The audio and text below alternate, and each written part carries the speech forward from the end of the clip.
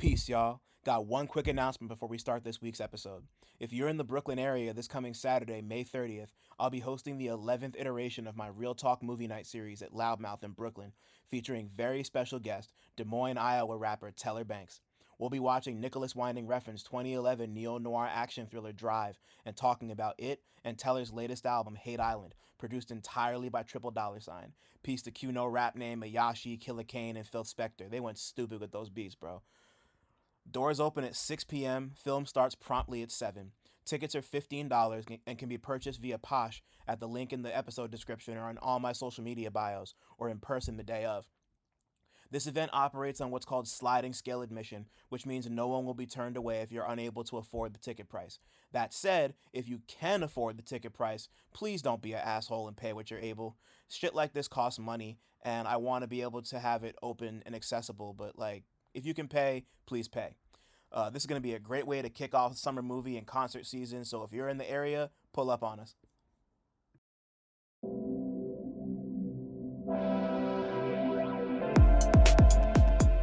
Peace.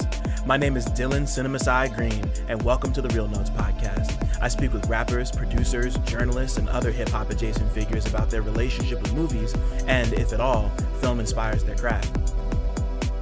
My guest this week is Brooklyn producer, DJ, and co-curator at Generator, Laron. We spoke about the drama, From, the art of collecting mixtapes and DVDs before the internet took over, hip-hop on film, his father's record label, Familiar Faces Records, his working relationships with Jay Critch, Niontay, Subjxct 5, Tony Seltzer, and Andrew Matson of Finals, a peek into his production style, and the creative process behind songs featuring Mavi, Jadasea, Jah-Monte Ogbon, and more. Come fuck with us. What's cracking, everybody? Welcome back to Real Notes. What day is it? Today's Thursday. It's fucking Thursday. It's rainy. It's over on the East Coast, we just went through a whole, like, it was like 90 degrees for 3 days straight. We got a little taste of summer, and now it's like back down to like the 60s and the 50s.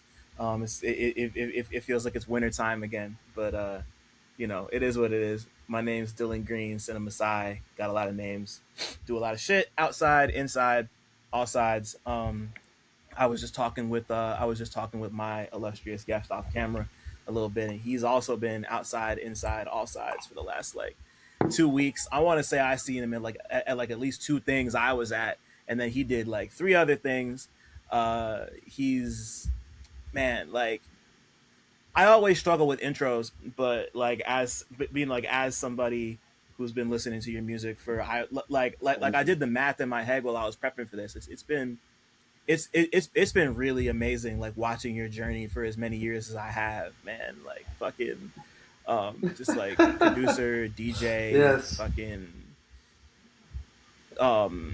sweatpants, man. What the fuck am I saying? Laron is here. You can't see him, but Laron is here. Bro, thank you so much for being here and coming to do this. It really means a lot. Yes. You've been on an insane run by yourself and with a bunch of other people. We'll get into all of that later, but just like, thank you for being here. Yeah, thank you for having me, man. For real. I definitely watched a couple of the homies on here for sure. Definitely a bunch of the homies. I was telling my shorty about it because my shorty is an avid, TV movie head. She has like a crazy list of stuff, and she's really like opinionated. So when I was telling her this, that I was doing like a film-based type interview podcasting, she was like, "Oh yeah, you should just tell them that I watch all the stuff type shit." But nah, we're gonna talk about some stuff, man, because I'm very highly opinionated on some things as well. So let's see where this goes. Let's go. Yeah, nah, we love it. We love a good opinion out this motherfucker. So, TV show you watched, you had a strong opinion about. Okay, so I had said the drama. That was something me and my girl was going back and forth on.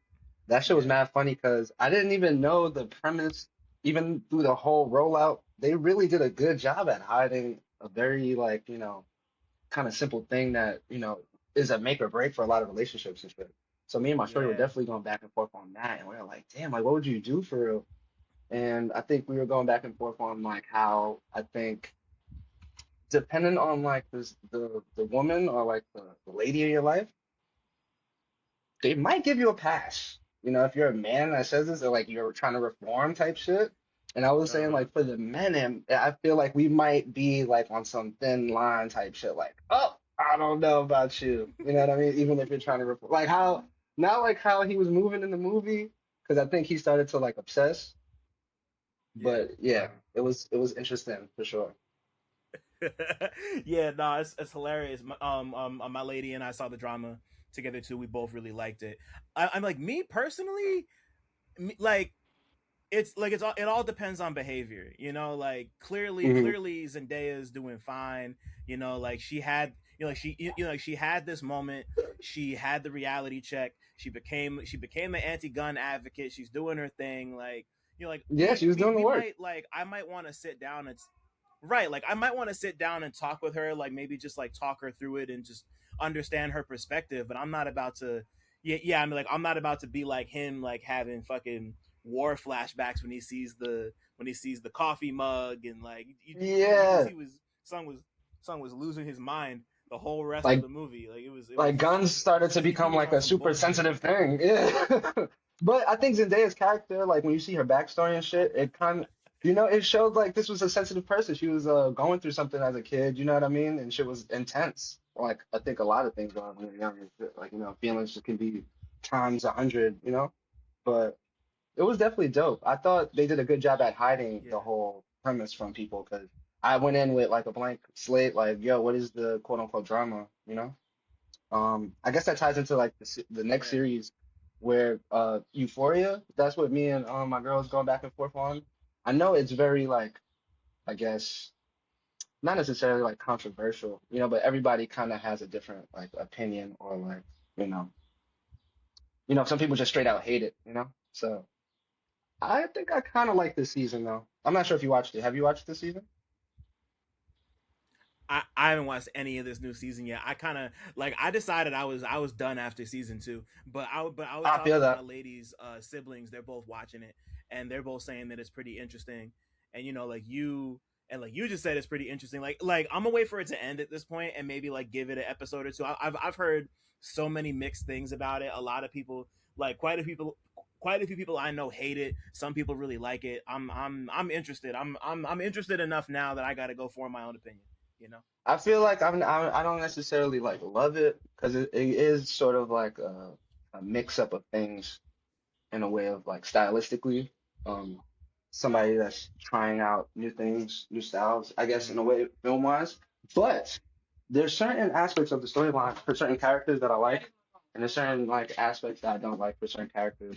I think Nate's character this season is a bit like strange how they wrote it. But besides that though, it was definitely interesting. And there's another show too, me and my girl was watching, From. You ever seen that show? Oh, From, I haven't seen any of From yet. It's been on my list forever. Is it good? Yo, I ain't gonna lie. It is. I think the first season and how they like introduce the story, is really dope because it's I mean, I guess it's a drag. It took me a little minute. I ain't gonna lie. It took me like, those type shows where you need like Mm, to get past the fourth episode to really like get into the whole vibe of the show. So it's definitely one of those. It's kind of like a slow burn. But right now where we're at, I think it's season 4 as well. It's sort of like they're figuring out all different types of ways to like kind of write the story out with like different details and shit. It's interesting, but yeah, I'm like, I don't know. You should definitely check it out though, because maybe we could definitely like go back and forth on it. I think a bunch of people are watching it right now yeah. too, though. I peep. Yeah, I'm interested because I want to say maybe like 3 or 4 of the people over the course of the last like 2 years have brought it up, and every once in a while I'm like, I gotta check it out. I gotta sit down and finally watch it, and it just hasn't happened yet. But now I think this might be the sign that it's finally time to jump in, because yeah, I've been seeing a lot of people share it around and talk about it. Like it's I don't know. I'm just in, like, I'm at this point where I have such a hard time latching on to new TV shows. Not even because I'm like, I have any weird shit about like, oh, there's nothing good on TV. There's obviously always going to be cool shit to find on TV, but I'm just like, For I've been sure. so locked in on movie things, And like I have like my 3 or 4 shows that I want to start, but every once in a while when I sit down after a long day, I'm just like, let me just go watch these American Dad reruns. Like, I feel that for sure.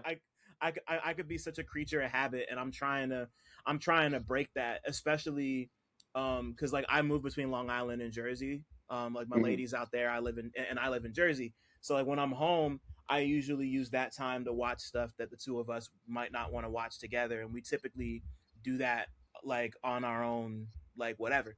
So That's what's I'm up. like really I'm trying to get back to taking advantage of that and being able to like start the thing that I've been wanting to watch for a month that I haven't had the nerve to Yeah, be like, hey, do you want to try this? Like, for sure. I feel like um his like as of recently, I've been getting really caught up in certain like new things. It's like something new all the time, I guess. And this could just be like with mm-hmm. the whole, Netflix and like Hulu, like everything is a drop every week type shit. And not that we're like watching Yeah, everything, but there is like this element, I guess, with certain, probably even like more people than I'm just considering like on some general shit. Like a lot of people are just getting caught up in like new content all the time. You know what I mean? And yeah, I think coming up, I used to have like a whole collection of like movies and shit, but it used to be all like hip hop related. So I used to have all types of fucking hip hop, rap, anything that had like a star in it, basically. You know what I mean? I could go down the whole list. I mm-hmm. used to have like just basically used to binge watch that all the way up until like the torrent era where I started to download movies and shit. And then I remember Yeah. like I used to one of the like gems I found was Fear of a Black Hat, or Fear of a Black Planet, rather. I think Oh that's yeah, the yeah, yeah. Fear of a Black Hat, or is it Black Planet? I think it's Fear of a Black Black Hat. Hat. Black Hat. Yeah. Yeah. So Classic. I remember I caught that on a torrent because I remember going to video stores and shit back when I was a kid, and that wasn't like one of the things I seen. I think it was like CB4 maybe, or maybe not. Fear of a Black Hat though, I remember I downloaded that torrent, and I remember just like being like crazy obsessed back again with like all types of like hip hop movies and like ones that weren't on the surface, like ones that you could find at the movie store per se. Like, you know what I mean? I started to dig deeper and shit. Mm-hmm. And yeah, that was just like that start of the whole movie thing. But I feel like now I haven't really done a serious movie deep dive, like on some historic type shit. Like I want to dig back a little bit, but everything I've been watching recently has been like some new age shit, to be honest. So, Yeah. You know, that's dope. I mean, like, I'm in that same bag, like on for a couple different reasons. Like, I'm constantly I go to a lot of thrift stores and record stores. I pick up a lot of DVDs, and just like one that I haven't watched it yet, but I've seen the movie already. I found you ever seen Crossover, the basketball movie with Anthony Mackie and Wayne Brady? He like runs like a N1 type league. oh no, I've seen the trailers of it, but I never watched the movie, like the whole thing. There's like a bunch of it's those type it, shits. it's pretty fun. I like it a lot. And I was at the store out on Long Island called Savers, and I just saw they had a crossover, and I was like, for like Oh, $2, I was like, fuck it, like cool, you know, word. I'm never gonna see this again. So yeah, Oh so yeah, yeah, like oh yeah, like I just picked that up, but I'm also like I got an AMC Stubs A-list membership, so I'm in the theater all the time. Like I literally just saw a movie last night. I'm probably gonna go see the Boots Riley I Love Boosters movie. If not yeah. I tonight, heard good probably things about that. tomorrow. Like I'm constantly like yeah, me too. I'm dead hyped. Based off of everything you said, I want to do I want to do a bit of a deep dive into like your earlier shit and like really For focus sure. on that a bit. So what's the first movie experience you could remember having? It could be at the theater, it could be at your cousin's house, just like the first one that comes to mind. Um, shit. A big one that comes to mind off rip, probably not the first one, but a major one was like the first Spider-Man. Mm-hmm. Um, Peter Parker, New York. That was like the vibe. And I remember like my dad used to take me to 42nd Street, the movie theaters over there, the Regal, AMC. Um, I used to go to like movies all the time with my cousins and shit. That was like a often movie thing. Well, not an often movie thing, but an often thing I did as a kid. It was like always going to the theaters and shit. But that movie and just being from the city, it was like, you know what I mean? It just unlocked something. So that was always like a favorite movie for me.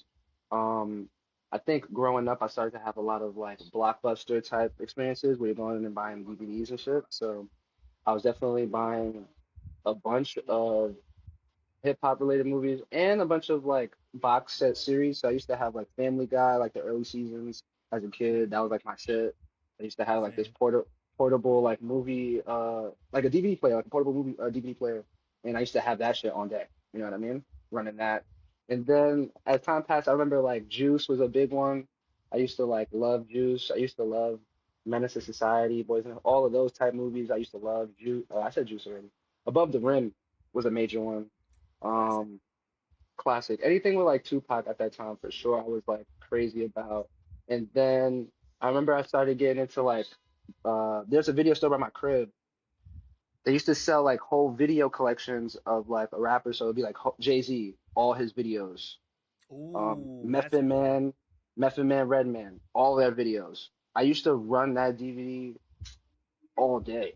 Cause I'm not sure how long the DVD was, but the shit had to be like 4 hours or some shit. It was like playing videos forever. And it was up to a certain point. It was definitely like probably stopped early 2000s or some shit. But those dudes have mad just content and shit. So I used to like binge like shit like that. And then I remember I had like a whole like Crush Groove, Beat Street, all of that type like 80s movies vibe.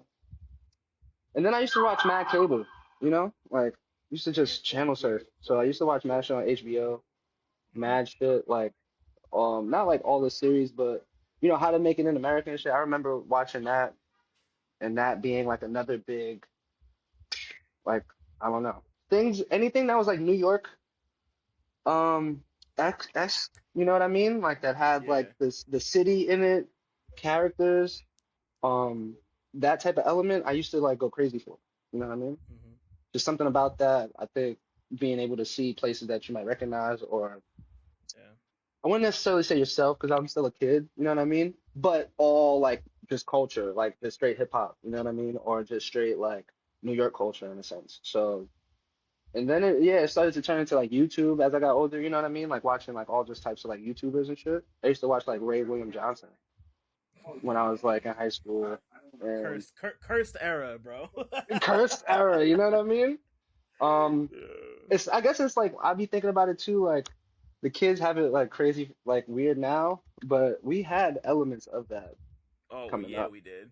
You know what I mean? And I used to watch like Smosh, all of those guys when I was like still in like middle school, high school, like just on the internet now. Like this is one like you just straight YouTube shit and Yeah. yeah, all of that type of stuff. I just kind of went through a whole thing, but that was definitely the early days for sure. Like I can definitely say what I was like crazy obsessed with.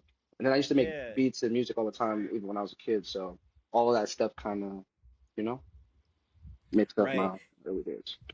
Yeah, totally. Yeah, like yeah, yeah, no, I'm actually happy I'm happy you bridged all those connections like that cuz like that's kind of how I came up too. Like just like being at the movie theater, watching shit on TV and then just like being around for like the advent of YouTube. Like I remember Hmm. exactly where I was when that was like going from like just TV, movies, and DVDs and VHS tapes and CDs Yep. to like Napster and Kazaa and just like the Hmm. idea of file sharing and iTunes and then YouTube comes in. Like Hmm. I remember like I was in middle school when like somebody first told me what YouTube was and like people would like go to like the computer lab and just like have videos up and just like the idea of YouTube being abstract feels so crazy now because like it's Yeah. it's it's like the standard, like Yeah. everybody uses it for everything. So it's just like, Yeah, for yeah, yeah, sure. yeah, like it's crazy. It's just crazy to think that it's it's like it's crazy to remember life before YouTube because like I Word. very distinctly remember life before YouTube, and like it's like the shift was like seismic, like especially For when it comes sure. to just like watching like the personalities and like all these and just it's like that early crop of YouTubers who did like lifestyle shit, jokey shit, sketch comedy shit, like music Exactly. coverage shit. Like it was but like all of those like I had a really similar like I had it similar just in terms of all the shit I was consuming, like from the different types of movies and like getting those older classics, like Getting Friday and Yeah, Menace for to sure. Society, and yeah, like music videos were also a really big thing for me. I was really big into like I had a DVD of Michael Jackson. It was Mm-hmm. Michael Jackson videos. I think it was called like History. It was like some Word, sort of greatest hits compilation. It had like Thriller, Remember the Time, like all that word. shit, like MTV and BET, fucking TRL, Hell yeah, Rap City, just like all, yeah, just like mainlining all of that stuff. And then when YouTube comes around, like then I could start going and searching for a bunch of like older and newer rap shit that I had already started hearing from the radio and downloading for on sure. iTunes. Like, it's like everything Definitely. happened in New York, everything happening in Atlanta. Like I had a huge like Atlanta, Texas, fucking like I mean like Rich Boy was my favorite rapper for a minute, so like it was, I don't know, just like even just talking about it right Good now, I old. can't really. It's so hard to focus like on a specific thing because it was just all consuming, and it still is all consuming. Like that's just when like the deluge of shit just started, and it's never really stopped in 20 years. Yeah, So for sure. I don't know. It's been a crazy driving yeah, force. Like I just think about like how much time, even just thinking back, I feel like now we notice the changes more like uh presently it's like these changes are happening and shit. What's up? And I think like when I think about when I was a kid and shit, I just used to be consuming so much stuff, and it doesn't really feel like these changes were as massive as they were. It's like, oh, bet YouTube. Now we're just spending mad time doing that over time. You know what I mean? Or like yeah, just certain things just kind of shifted over. But that whole time when I was a kid, like I used to I used to have like, well, I don't want to say used to. My parents definitely allowed me to like kind of dictate what I liked or like kind of go ahead and like dabble in certain shit. So I remember being a kid and like going to record stores and trying to buy like, I ain't gonna lie, one of the first CDs I bought was like NWA, Straight Outta Compton. let's And go. this was like, at the time when record stores dad used to check, like, yo, you're a little ass kid, you can't buy this. Like, you know what I mean?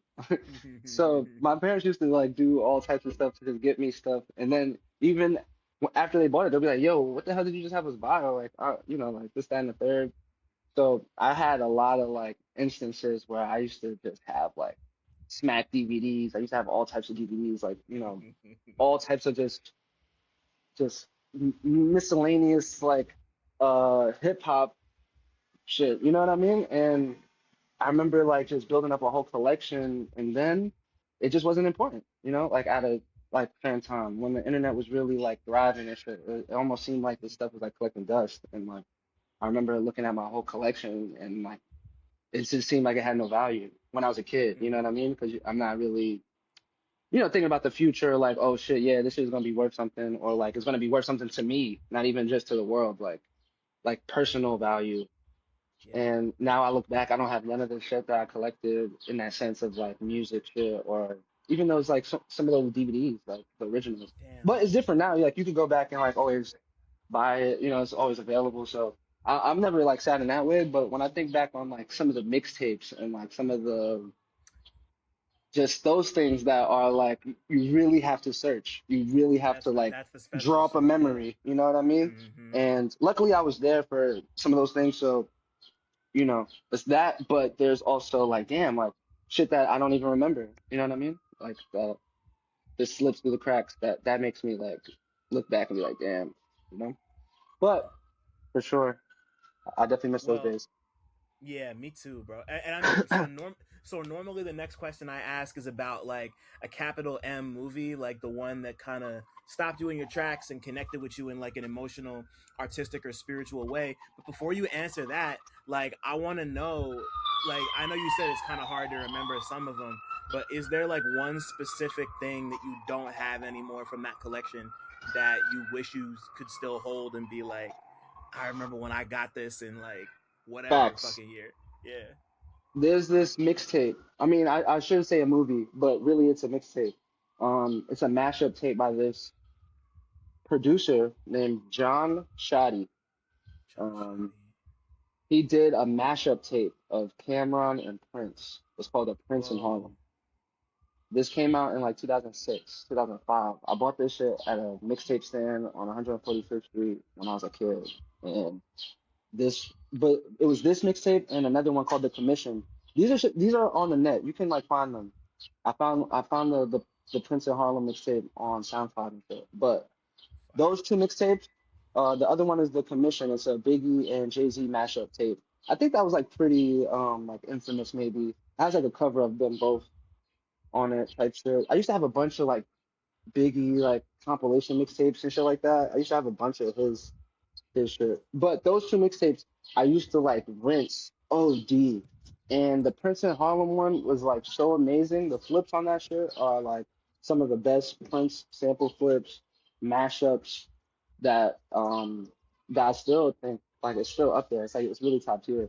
And I heard that as a kid. So that shit had like me super influenced, and also Prince, Purple Rain, all of these things kind of connect. Like my uncle is a Prince head, avid Prince fan from when, like in the prime years when I was a kid, all the way up until now. You know what I mean? Going to shows. He had basically his whole CD collection in his crib. Um, so Prince was like a huge, like Michael Jackson too for sure. But I think having somebody that's like an avid fan, like changes how you embrace the music and how you like look at the music. And Yeah. I remember Purple Rain being like a movie that I just loved. I used to watch it all the time and be like super inspired by like just the whole world he built, you know what I mean? And then as you get older, you realize like, okay, there's maybe not the greatest movie ever written, you know what I mean? But definitely as a kid, I'm just like caught up in the purple. You know what I mean? I'm like, this is it. You know, there's a distinct difference between him and Michael Jackson, and I'm leaning towards Prince when I was a kid for sure. Hmm. And then outside of that, I would say another movie is like Downtown '81, Oh um, yeah, the Basquiat's Basquiat film. movie. Yeah, yeah, yeah. When I watched that in like high school, not necessarily as a kid, uh, my mom has like history in like downtown and shit, and I just felt the connection to that via like my mom's history and shit like that. She's not necessarily like in that scene like later down the line, but like in her prime is like so much like shit she had. Like she was a model, so she had like catalogs and like stories of places and people and characters. Like the whole downtown history is like super vibrant, and there's just so many characters. So growing up, like my mom's had like a Keith Haring art piece, like an original one that she like managed to like keep from back in the day.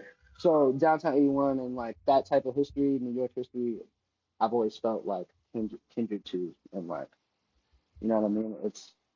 And I feel like a lot of people, it has like a aesthetic like vibe to, like probably like people's like that type of history in a way, but via my Yeah. mom, I always felt like really connected to that, and just even when I started like running around downtown and like the lower and like having some of these stories in mind and knowing like, oh shit, this is not even like, these grounds are grounds people have traveled and played around to kind of third, and just that whole history has just always inspired me. But yeah, Yeah. those I would say those three things or four things.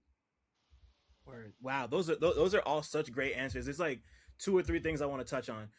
Since we're on the subject right now, like my father's from the Bronx. Like he grew up in the Bronx. So like even though I was raised in Jersey, there's like a lot of New York history. He's got Hmm. stories for days. Like he was a cab driver. He used to sing. He was a roller skater. So he's got all these crazy stories of like New York in like the '60s and the '70s and the Hmm. '80s. Like so it's like even like when I started to get older and was watching stuff like Do the Right Thing or like Mo Better For Blues, sure. like that, like particular Spike Lee era, like of like that Hmm. of that like late '80s, early '90s type ilk. Like he would, like hearing stories from him and coming into the city to visit my family. I got family in Queens and Brooklyn, so like we would be in the city pretty often, just like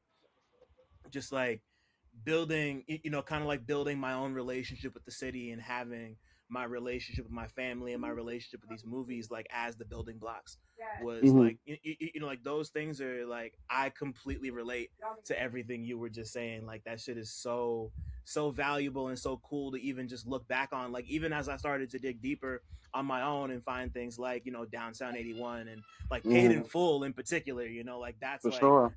for you like for people within like our kind of like 10-year like generational age bracket, like Paid in Full was like that for so many people across the country and the world, like that is New York. For Like sure. that's what New York Absolutely. is, you know, like and Definitely.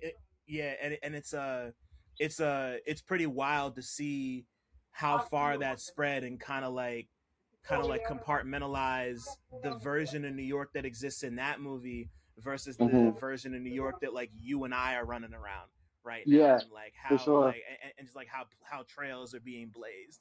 And then, Exactly. you know, and then like to get into the mixtape aspect of it, like you mentioned like Biggie compilations. There's one there's this Wu Kid tape called Surrender that I actually, you know, I'm not gonna front like I knew about this shit forever. I think I discovered it like last year or maybe 2 years ago, and it has this song with Biggie and Busta Rhymes on it called Modern Day Mm. Gangsters that I'd never heard before, and I I heard feel it. like I got I discovered it in DC. Like I was in mm. DC and I just heard this song and I was like, if I heard this song when I was 14, it would have been my whole fucking personality. And it just For reminded sure. me of just like digging through tapes online, finding shit in person. Like obviously, like after a certain point, like, you know, like Dat Piff starts going crazy, SoundCloud starts going crazy, Yeah, and I know. all those different tapes and all that fun shit. Yeah, I don't know, man. Like there's Nah, for like sure. yeah, you know, you really just unlocked you just unlocked hella memories in my brain of just like I Nah, don't know, for just like sure, bro. parsing through all that specific shit is just really cool, and it makes me happy to have experienced all of that and kind of and to still have those experiences and discover shit and have it still be new, you know, at this Yeah, point. for Like sure. that's so valuable. Like I think like back then it was just so much more like dynamic in the way that you saw or like consume culture. Like you could just walk out the house or even just turn on the TV. I feel like a lot of days it's just so streamlined or like I guess in a way it's decentralized because it's just all over. Like you could tap into any part of the world Word. via your device, but it's all through a device. You know what I mean? And in that way of like I remember just going downtown Brooklyn and like on Fulton Street and being able to like get so many doses of like music or culture or movies or this or that. You know what I mean? And there's still like I Mm-hmm. guess elements of that in places, but as far as like with music and certain like content and shit, like I remember though like those mixtapes and shit was like the way you discovered music. You know what I mean? It was really Oh no yeah. way to access certain songs or like I guess with mashups, it was like DJs having the not even the ability, but like the outlet to get off and people receiving it. You know what I mean? And I feel like mashups are kind of coming back too with like how Black Yeah. Mass and like different I guess DJs like put these ideas together. I feel like I've heard some of the most craziest mashup ideas, or like, just in that way online recently. But just coming up, I used to just be like, yo, I used to just be really enamored by that, and it wasn't really like hard, like going to a record shop and like. I used to just spend my parents' money on like CDs, at least getting one CD. I remember buying like DMX and Lil Jon from How It's Hot when I was a Mm. kid. There was a record shop down the block from my middle school on Fifth Avenue, right by the Haagen Dazs, if anybody remembers. This was like years ago. But I copped that CD, bro, rinsed. Everything I bought, I rinsed. Purple Haze, Rakim, Yeah. rinsed. I bought the 10th anniversary of Illmatic when I was a kid, rinsed. Because my dad Yeah. used to have a Navigator, so he used to drive all around. And he said that was like, I was his companion the whole time. And he used to let me play all the CDs I bought. So and my pops had like a record label, so he used to have his own artists and music that he would play. But when I was in the car with him, I used to be able to like control the radio or like listen to like mad shit, listen to all the CDs I bought, mixtapes I bought, and shit like that. And it's just no real experience like that now. You know what I mean? I guess there's Yeah. like people that heavily collect music, heavily partake in like the merch process, buying CDs, buying physicals and stuff. But it's so much like the whole direct to consumer thing is like, you have to directly tap in with every artist that you fuck with. You know what I mean? Which is great. Yeah. I'm not saying that's like a downside thing. But Yeah, I yeah, used yeah, to yeah. just get like drenched in like so much culture as a kid that it's just different now. You know what I mean? I feel like it's even Yeah. harder. Even though I do like a bunch of work with like different artists or I try to tap in, it's really hard to like really stay tapped in as a producer in a sense of like, you know what I mean? There's just so many different people, different like artists, there's people that I fuck with that I'm still trying to get connected with, but there's like brand new people that are like doing brand new shit. So you kind Yeah. of have to just be like keeping it, up to date. That's why I fuck with Andrew because Andrew puts me onto like all different types of people, and you know what I Yeah, mean? yeah, It's no, just that like, yeah, no, he's amazing that way. Like I was gonna shout him out later, but yeah, shout out to Matson, shout out to Finals, shout out to Generator, man. Like for sure, he's a real digger, like all of us are, and like and, like I think everything you just said, kind of, I think all of that stems from the fact that like we consume media, not even just consume media differently, but like everything's in competition with everything in a way that it wasn't before, like if you were to like go watch a movie, like the movies would be in competition with other movies, like if you're yeah, like for going to see sure, something at the theater, or like if you're downloading or buying an album, like it would be in direct competition with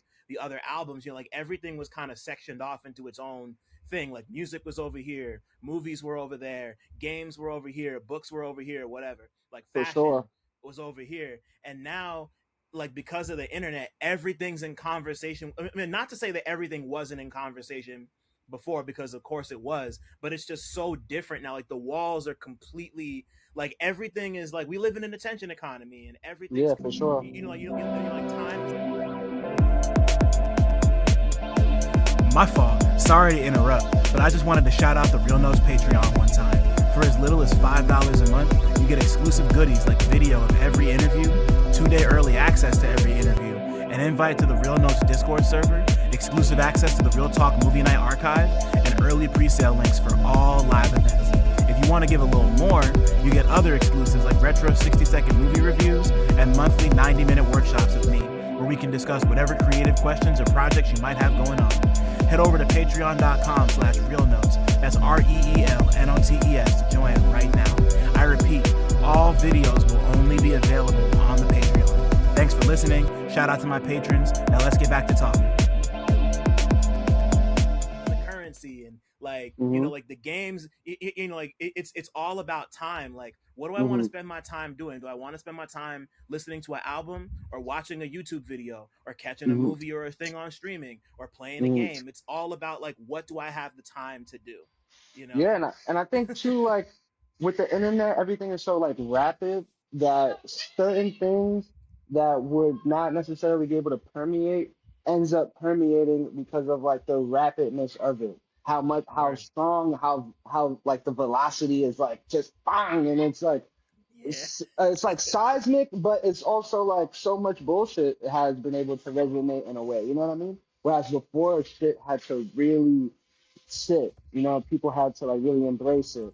Maybe had like just being just different instances of things aligning. You know what I mean? I feel like Hmm. right now there's so much misalignment that goes like crazy. You know what I mean? That's like Yeah. you said, attention based.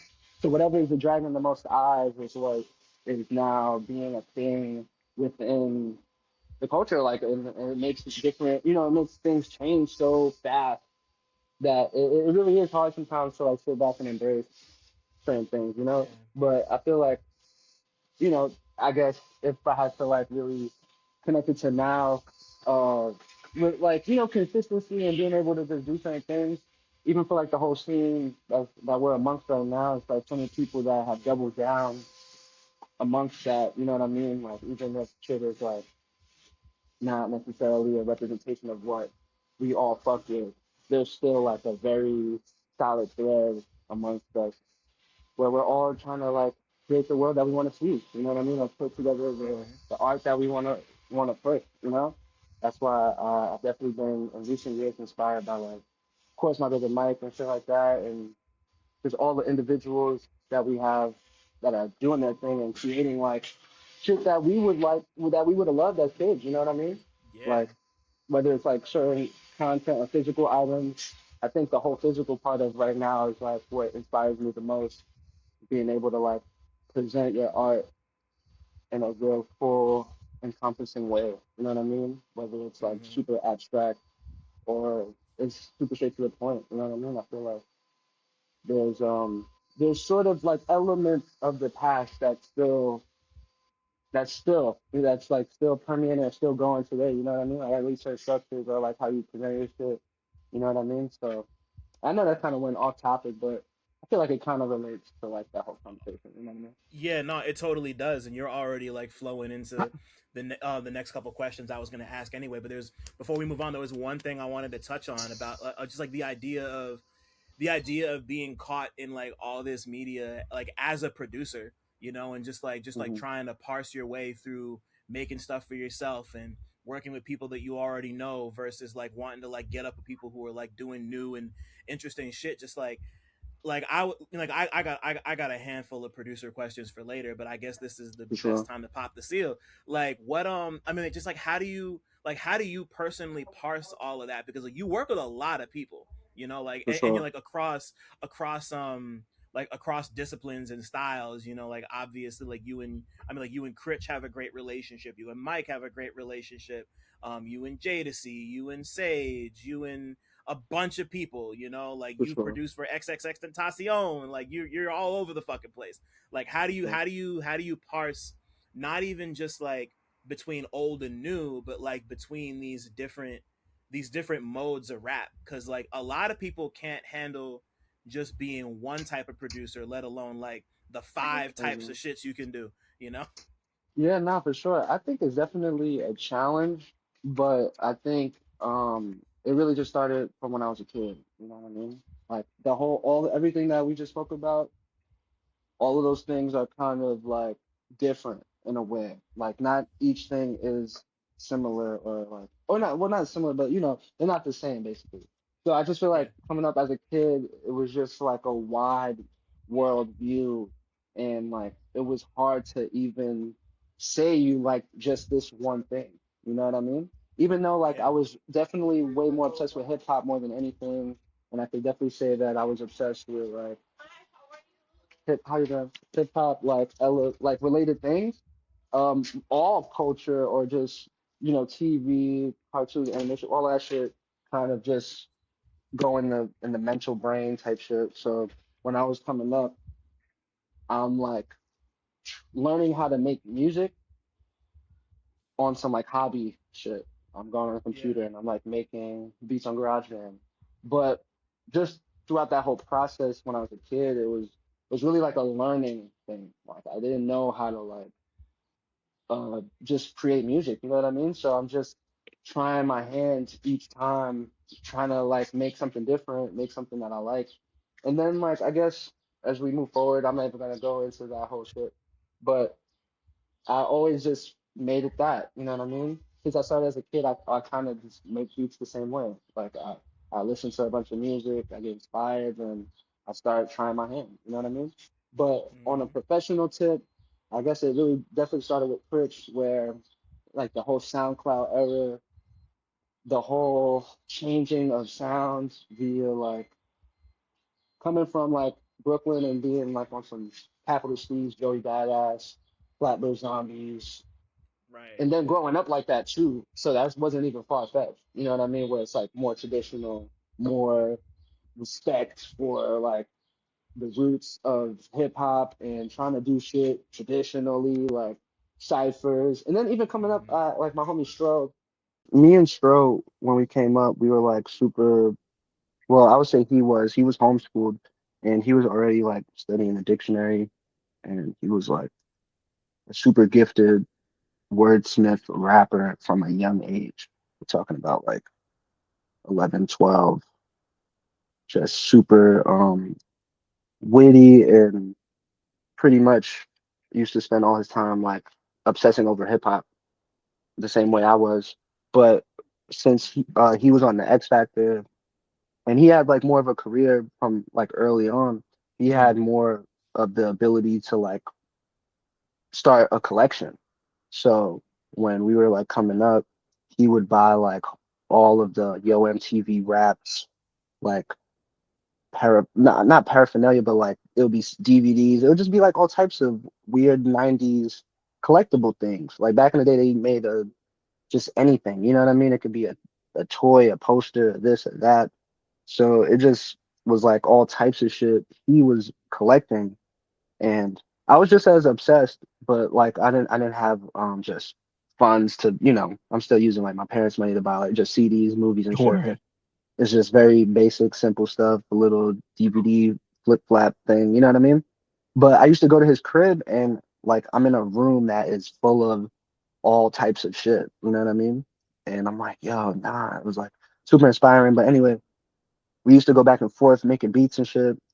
And I taught him how to make beats, but it kind of just started from there, like being just obsessed and just trying to remake a Tribe Called Quest beat, trying to like incorporate a sample that they used in a different way, trying to like break down how not even like Dilla or anybody per se, but like just old school producers, you know what I mean? Like Molly Mall, just like breaks, just really getting into like the nitty gritty of shit like that.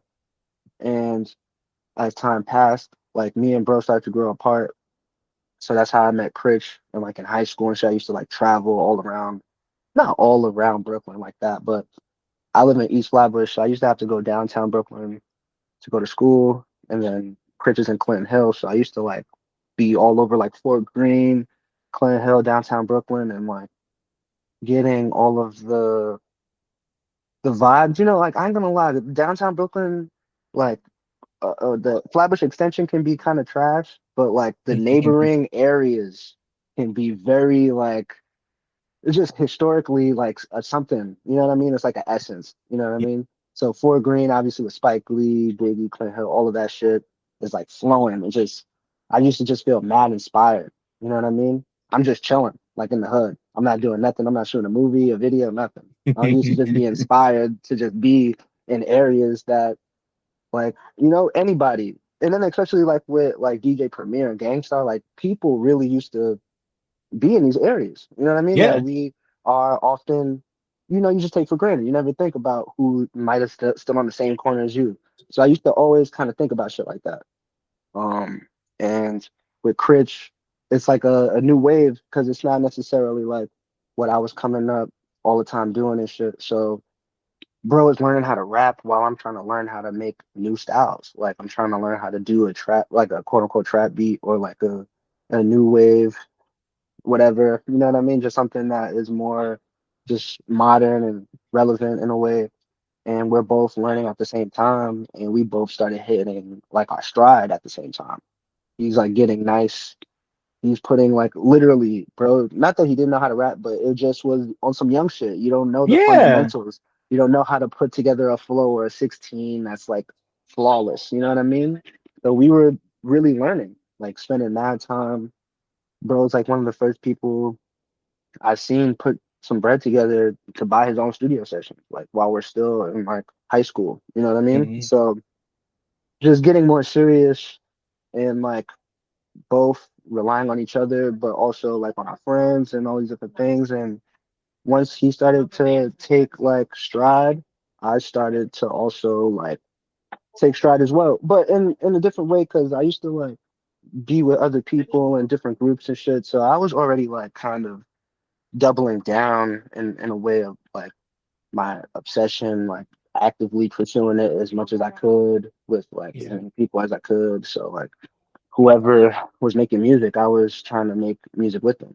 Or like, you know, in ways if I could be included, you know what I mean? Like music was like my pension to like meet with people and like how to like, move around was like, oh I make beats. That's like the ultimate Yeah. icebreaker when you're like in high school in 2013, 2020, yeah, 2013, you know what I mean? Yeah. So and I'm like, you know, doing that and then when Critch takes off, that's when it's like, boom, now I know all of this shit and like I'm in a position to actively like do it. But I was still like so like wet behind the ears and just like rough that it took me like while like I'm actively doing it with Critch, I'm still trying to put my style together. Like I don't have uh like a tag. Not that that was like a big deal, but it was sort of like, who is this? You know what I mean? in a Yeah. time when you're trying to like stamp yourself. So I feel like it's not necessarily a big deal now, but when I was coming up for sure, it was like, damn, what is my name? Like what am I trying to say when I make the beat? Blah blah blah blah blah. And then while all of this is happening, while Critch is taking off, I'm like gaining more and more confidence, more ideas. Um, and for a minute, like I tapped out of like my not obsession, but like I'm just so focused on the present. I started to lose, you lose what makes you do this thing anyway. Yeah. So I started like throughout the pandemic, I had my own studio and I had already did stuff with like different people. Like I was already tapped in with Mike Heavy and that was like from SoundCloud and shit. But I Yeah. started to really like pay attention to all of these things. Because for a long time I was just loyal to like Critch and just that whole this is the person I came up with. I'm not about to like flip. And just any like there was artists that would hit me up and I'll be like suspect of it. And this is like for me. It's not even for anybody else. I usually just be Right. like, just on some like how my friends feel, like this kind of thing. Just trying to be like considerate of shit that at to a certain point became to like my detriment. Like, no, you could really go crazy because people fuck with you. It's not based on people trying to Yeah. get next to the bro, like or like whatever the fuck it is.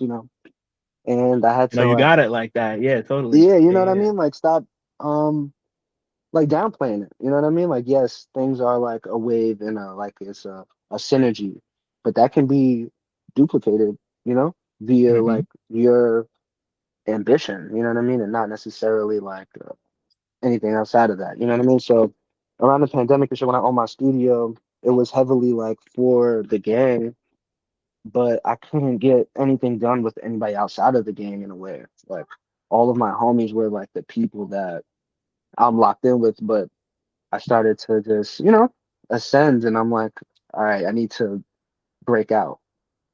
So Yeah. that's what it was. Like since the pandemic, I've just been like doubling down on like my ideas and then also just being just more receptive to all the people around me. And then that's when like I guess I was feeling like weird, like, like damn, what am I about to do, Like if I'm a pivot or like, I'm feeling indifferent, like how does this look? And then that's when like all of like basically like the community, all my homies, all the people that I've known for working with like heavily now, they all came through and like, gave me just lanes and different outlets to like express myself. I started like being more confident in my ideas and like, yo, this is it. And then everybody in a way just fell in line. So Yeah. now I feel like it's more of like this whole conversation about like tapping into like that childlike, you know, one like how you're just questioning everything and like embracing everything. I heavily just deal with that in a way now, and it's been like way more of like satisfaction with like certain creative things. It's not like because even with the crit shit, it was obviously satisfying, but it was a unknowing type thing and like you're young so like all right bet you make a decision but you might not love the decision a year later or like Yeah. so going through that whole experience of like damn I don't want to ever put out some shit or ever be in a position where I'm like unsure uncertain what I mean about art that my name is associated with or like especially shit that's getting a buzz what I mean I feel like people respond to certain shit and then it's hard to tell somebody like yo I don't even fuck with that it's like Yeah. oh I fuck. can only imagine. Yeah. You know what I mean? And then like not that the Extancio track kind of fell in line with that, but we didn't have a personal connection. So like it was a plaque and it's like a credit. That's definitely something that's valuable and worth something to me now. But when I was younger, I was like unsure. You know what I mean? Yeah. I'm like, how Yeah. do you celebrate something that you're not all the way 100% connected to? You know what I mean? I Yeah. wasn't. I can imagine it kind of felt transactional, because like it's, Yeah. yeah. And then like luckily I was able to get like paid, but I remember like we had a conversation and it just didn't really go well, but the producer for his album was like the one that made it work. He was like, "Yo, we want you on this project. Like don't even listen to him." You know what I mean? Hmm. And at the time I was like, whatever. I didn't even promote the track or like try to take any claim in the track. You know what I mean?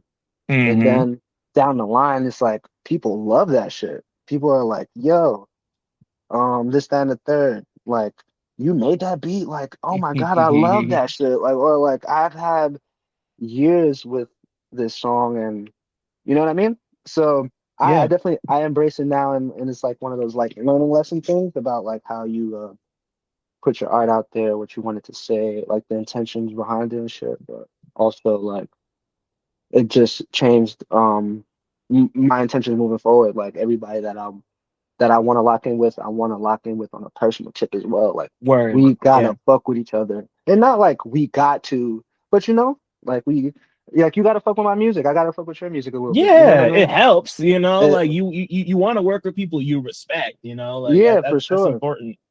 So that's really what it's all about, you know? And then like I think with the history of stuff, like I always just when you're in motion, you're not thinking about like, oh yeah, this is great, like this is a moment, blah blah blah blah blah. So there were so many people that I just didn't think paid attention to my shit, you know what I mean? On Mm-hmm. some like I'm just doing my thing and da da da da da. Like there was a bunch of people that definitely had moments with my music. So I was like, you know, just taking that all in. And then now I just feel like I've been able to like build a world via people that I fuck with heavy, you know, that we can go back Right. and forth and it's not like and then I also try to like keep an open mind for new artists. You know what I mean? Like there's a bunch of new artists that I've been locking in with that I'm not necessarily like a huge fan, you know what I mean? But like as a producer, it's like how can I make myself a huge fan? This is an opportunity to like turn this artist into somebody that I would listen to. You know what I mean? I try to Right. like take that POV now that I'm like in my groove a little bit. Like, I bet this is a challenge. You know what I mean? Or in a way, you know what I mean? Let's try and combine the worlds, or like just just Yeah. shoot ideas. I'm pretty sure that answers the question basically. Oh Because yeah, it answers the question and more because like because normally I would ask like when did you know music is going to become more than just a hobby? You definitely broke all of that down and just like that early and you know like just to recap, like you had mentioned way back that you know like your father worked at and maybe also founded and managed Familiar Faces. Is that right? yes, yes, Okay. that was his label alongside with Okay, so my that was his uncle. label. Got it. Cool. Okay. Yeah, it was like an independent hip hop label. I've never actually searched it up on the net. I'm pretty there might be things on there. It's just like dated, but Hmm. definitely growing up, my dad used to have like these vans like wrapped with like you know, like album not album artwork, but like the logo for the label, and Hmm. it was like a blue van and a red van, and it was like just street promo shit. You know what I mean? But it was super Yeah, dope yeah, because it paid like homage to like people that were like dead and gone and shit on top of the van. It was like photos and like just different people from like when they grew up and people that were important to them and shit. yeah, So it was just that type of vibe, you know what I mean? I used to yeah, be in the studio young and shit. yeah. Playing with artists. You know, it's just yeah. That's just super ill because like up until I had done my research, I didn't realize that you've been doing this like from a kid and that like you had like a connection to you know like to music that really goes back beyond just like oh yeah like music was in the house. I listened to da da da da da. You know, like you've like actually For sure. been you know you've like actually been like making shit for a really long time, and you like even like just like we already went over the fact that you've like you work in so many different styles. Like you could do drumless shit, you can do like plug, drill, and trap adjacent shit. You can you know like you can take Erica Badu's "Didn't You Know" and flip it into something like Seven Seas, you Hmm. know, which is like I don't know, like there's a lot of people out right now who kind of pride themselves on being super versatile as rap producers in particular, but a lot of them have a difficult time, you know, being able to do all of them in a way that doesn't feel like, oh, let me try this thing and see how it feels. You know, like it's cool. Like it's cool to hear people like experiment in real time, but your your voice as a producer is so confident that it's really easy for me to tell, even if you don't have a tag, like, oh, that's a Laron beat, you know, like I can hear the curiosity and just like the idea that you and think like that tracks for what he did with this other type of thing before, you know, like something like Howard on the Starker album doesn't sound anything like the Jammers Anonymous beat that you made for Mavi and Niontay was Subjxct, Mm-hmm. you know, Yeah. but like the way those two things were, like I'm like I guess what I'm getting at is like I'm really curious about your process when it comes to approaching a sample, you know, like Mm-hmm. when you know like when you're listening to stuff, like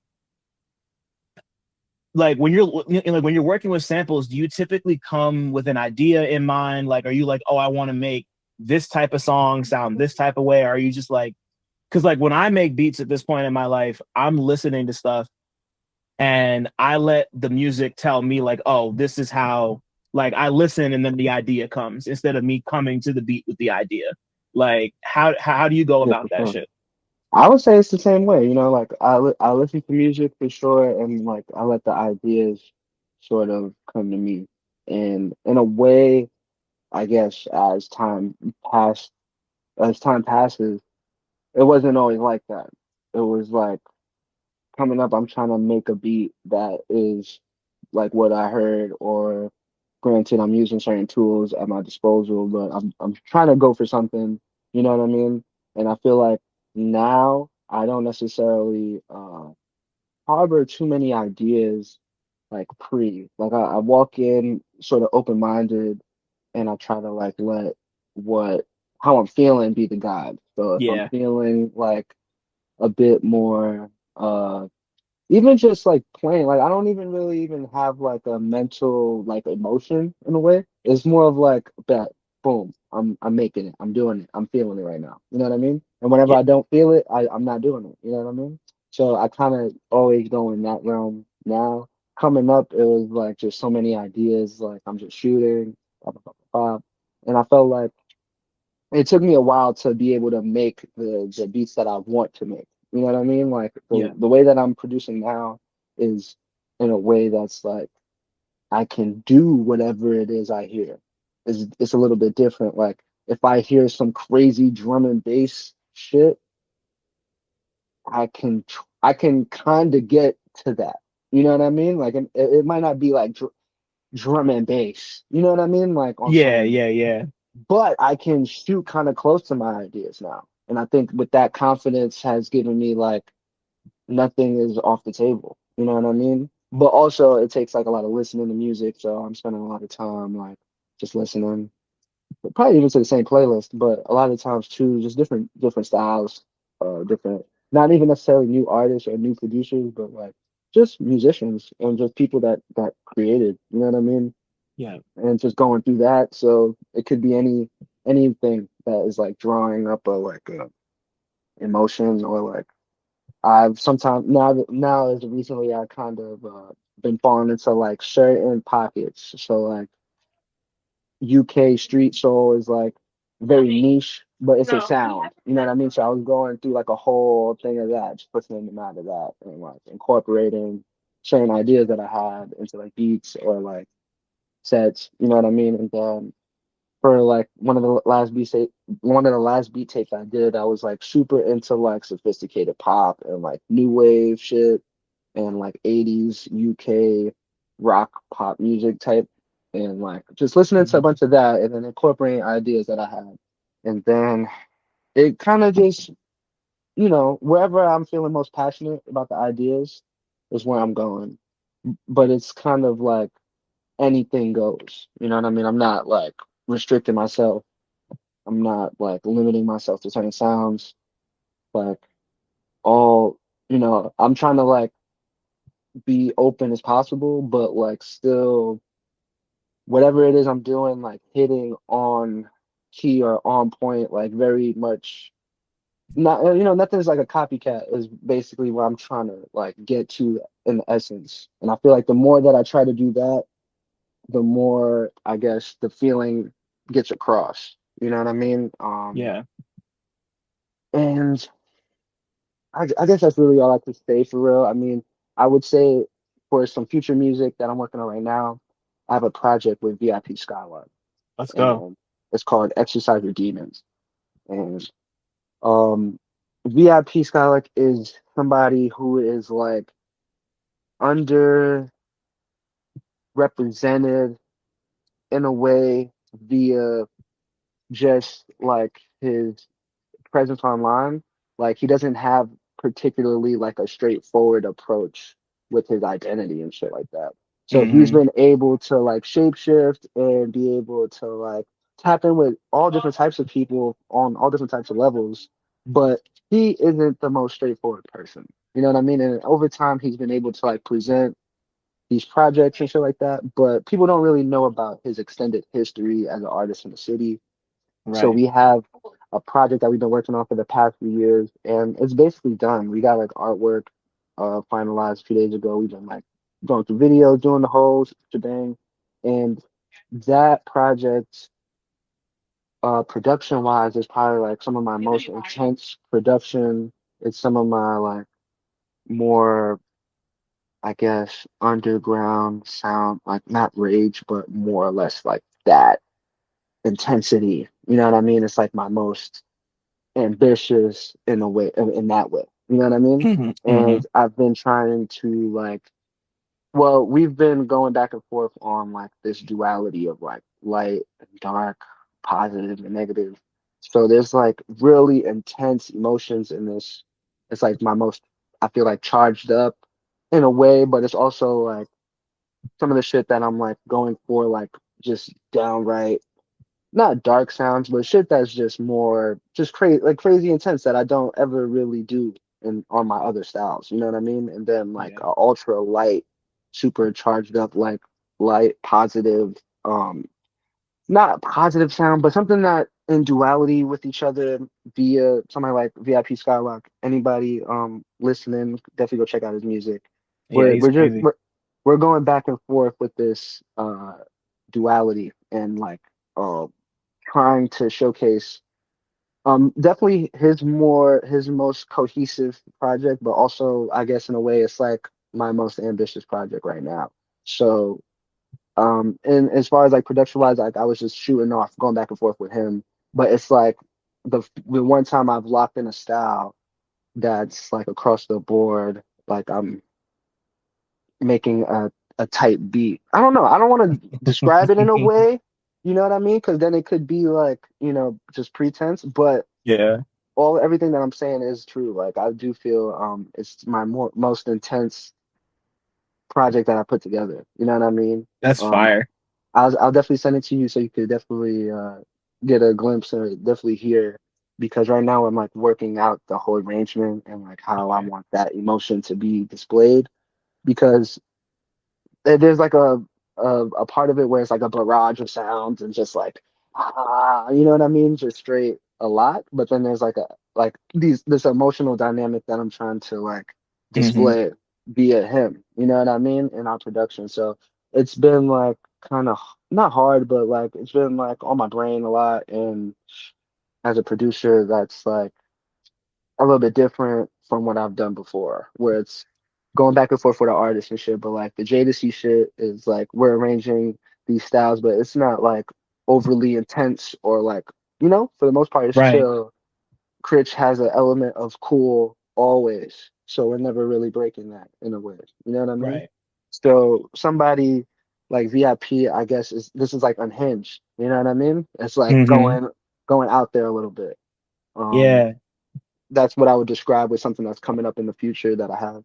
But all my other shit that's coming up too is just a different side as well. It's just yeah. you know.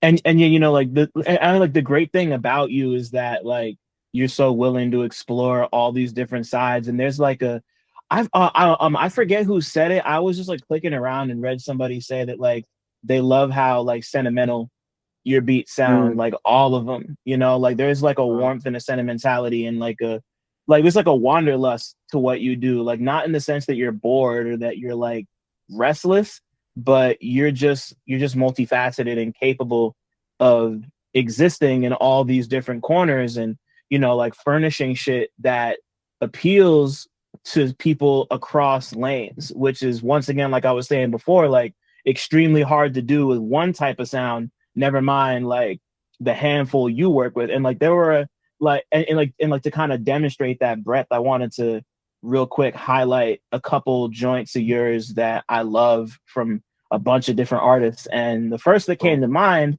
was you and Critch's Pink Cups, which word. is a song that like just like I haven't revisited Plus Ultra in a while, but like going back and replaying it, I'm just like y'all two will always be like that's like the no matter where you go, like it feels like that's home for Yeah, you for in a sure. way, So like talk to me about Pink Cups and like how that came together and like yeah, yeah.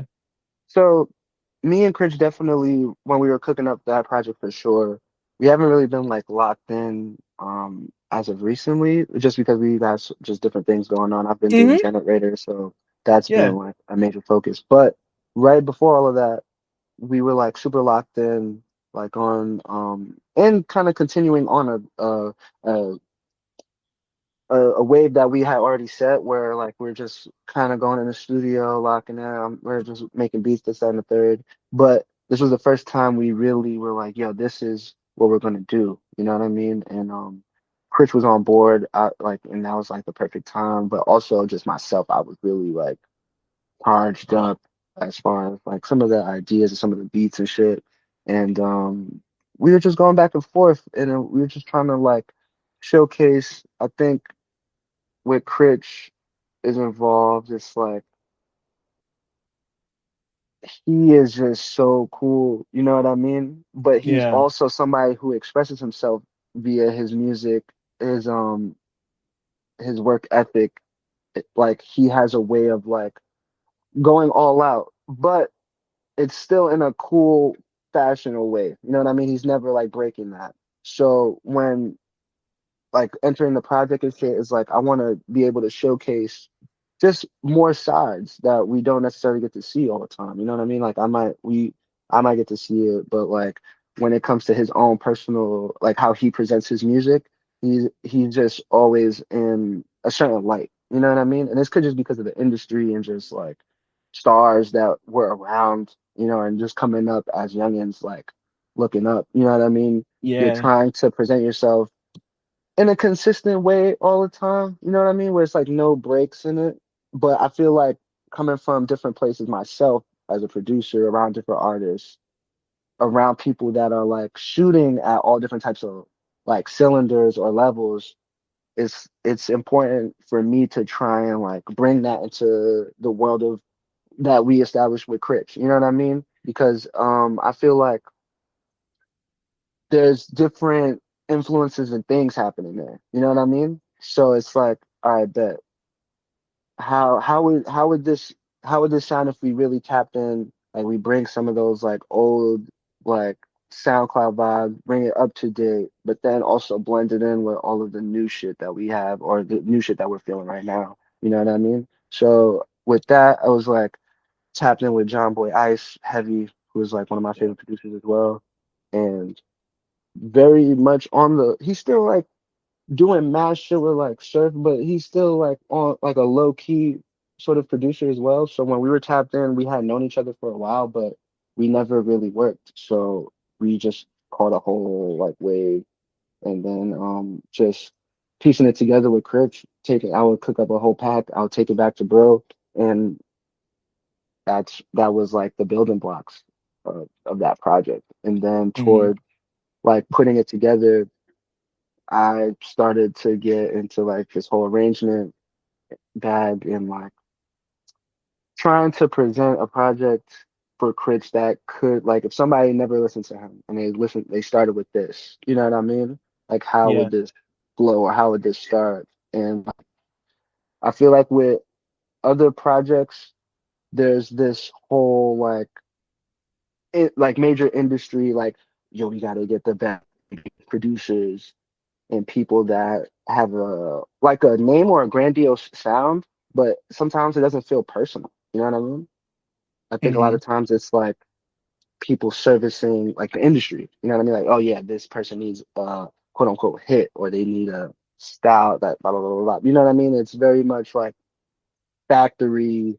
Everybody gets somewhat the same type of thing, and with different artists and different producers and different, there's always these different elements. But I feel like with Critch, this was like the one time where like I'm in control of this sonically. You know what I mean? The Hmm. cohesion is being, set by me. So I started to take it like, really, really not just seriously, but like this is my time to showcase what I'm really capable of outside of like a Jadasea where it's like a little bit less like high stake not high stakes or low stakes. I don't think that's the right word, but the pressure is different, you know what I mean? Hmm. Yeah, So yeah. I mean, like Critch and Jadasea are also just trying to do different things, like as rappers, and like the yeah, beats, are, the beats like feed different types of energy, So, yeah, definitely.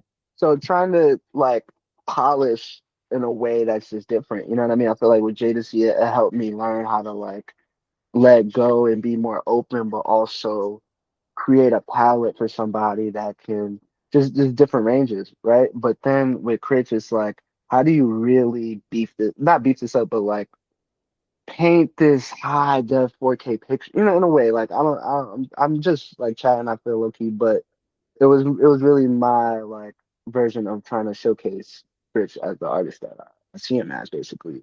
You know what I mean? Giving him something that's more tailored specifically to what our interests are and what, that type of thing. It's like something that's more tailored in a way. Uh, and not like on a major industry tip, but just, I knew people would listen to it, but be able to embrace it in a different way. You know what I mean? Yeah. In a different light, So I'm super duper proud of that project. That's like one of my favorite projects because it's it's like you doing it with your homie, but also it's like I'm hoping I was able to showcase different sides of him, basically. You know what I mean? Right. Yeah, and you're like, speaking of that, like another song you worked on that does a great job of like displaying another side of an artist that people might have been surprised by was Jammers Anonymous, the Mavi and Word, Niontay joint. Like, I mean, like for Tay, that's pretty normal, but like for Mavi, like Mavi doesn't make music like that all the time. word, And I thought it was super interesting because that's one of a handful that you've done that was co-produced by somebody. I mean, like you and Subjxct are you and Subjxct are dope for similar reasons, but put to different use, if that makes sense. Like for sure. you're both like super reverent and appreciative of the old school and just like like all the shit we were talking about before, but you're just really good at filtering it in new ways and delivering it in new contexts and just like figuring out the way to make it not so that people across quadrants can be like, yeah, this shit is dope regardless. Like I think Jammers Anonymous kind of hit like a missile because of the way it kind of bridged those two supposedly different shits. So like talk to me about putting that one together. Yo, me and Tay we're still locked in, but I haven't seen him in a while. So last year we were locked in like over like 6 months, like super heavy. He was like pulling up to the studio a bunch. And one of the first sessions we did, he had Mavi pull up. So this was like the first time I met Mavi, and we were like, kicking this shit, da da da da. They're super cool, so they're definitely gelling, and I'm trying to find tracks that can showcase how much they're like cool and like how they're building their friendship and their vibe and shit like that.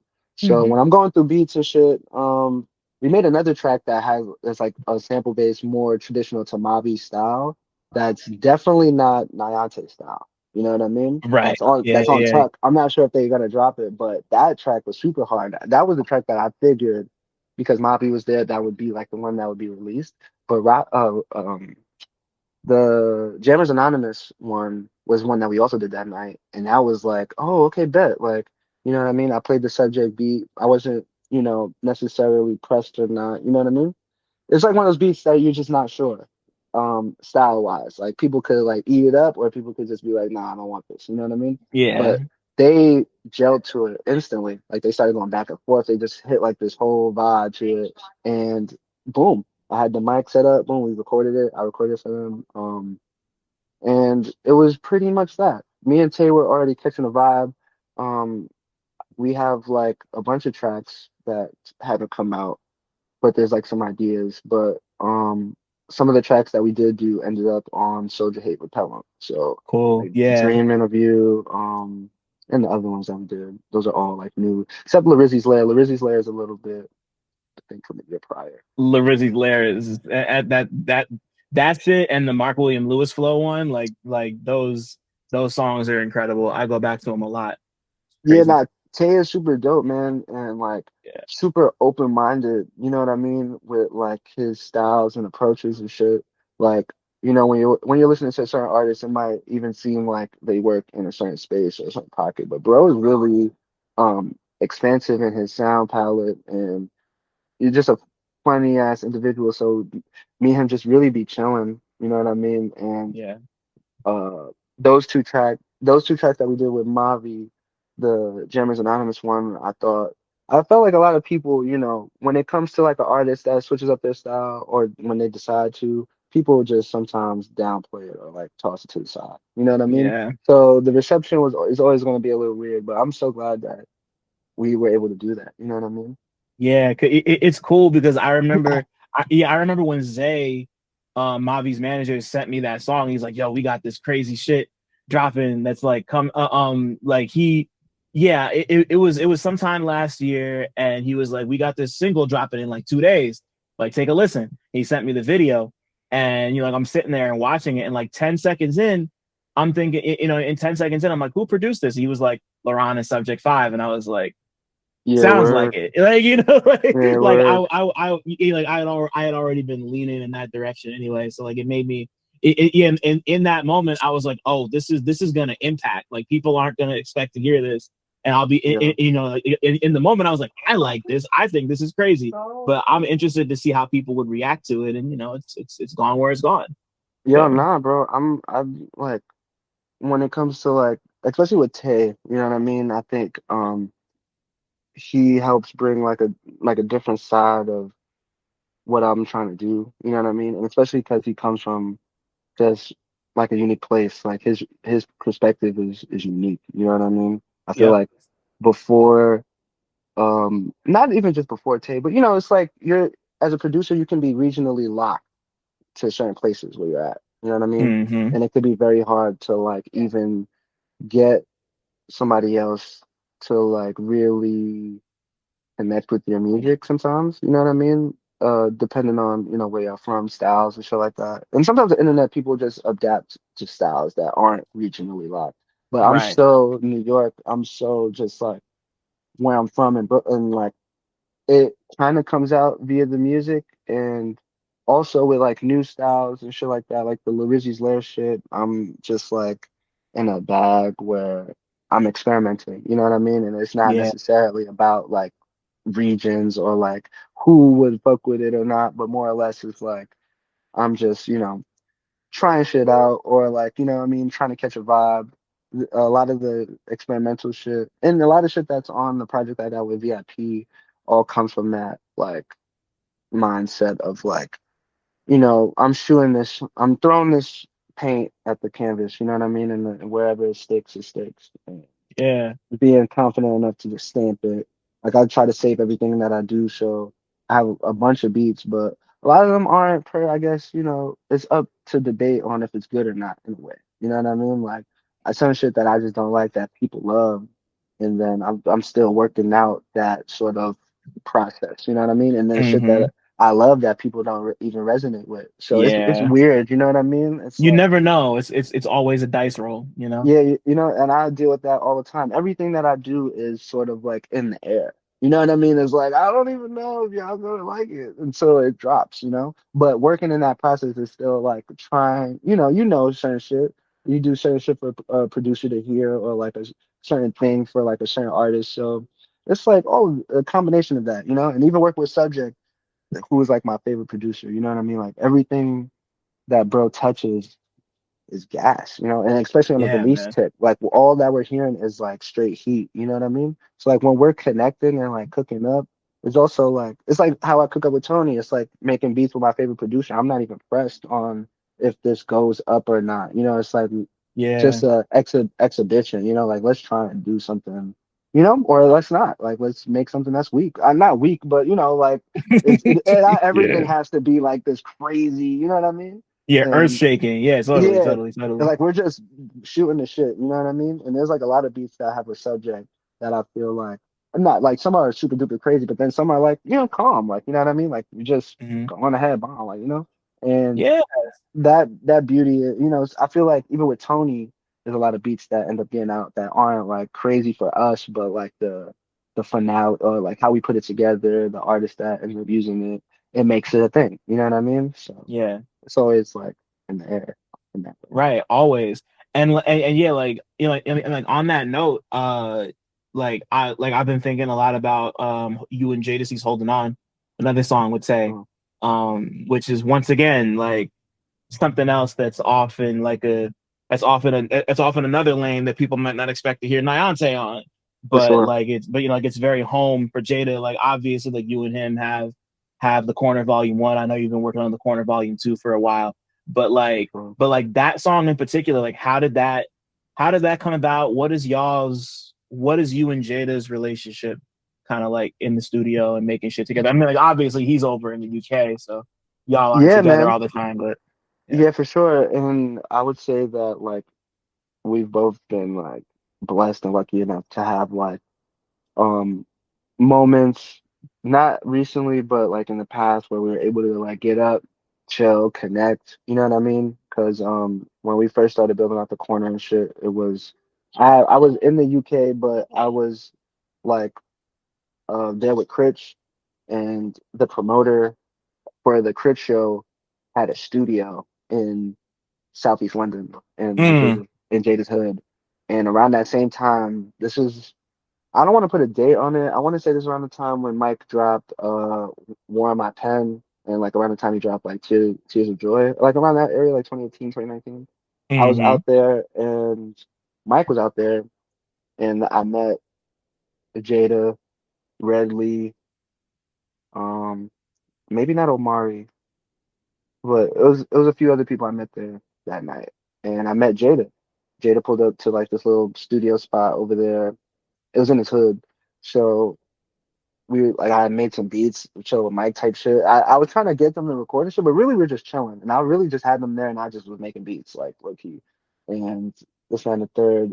But later I ended up hitting up Jada, this and the third, and I completely forgot that I met him when I was there. And I sent him a pack. We started like going back and forth and shit and just building like a rapport. And eventually down the line, I think when it was like Young World, I'm not sure which one, but I want to say it's the first one Mike did and Herbert Vaughn. Jadasea was on the bill, and we were already like in strides of like putting the project together. So we had met that first time. He had pulled up. We did like a show. And we were just chilling. He did a show, and we were like building the rapport from there. And then we had did a bunch of sessions around that time. He had came out here. We did like sessions with Tony and did some sessions with Wiki.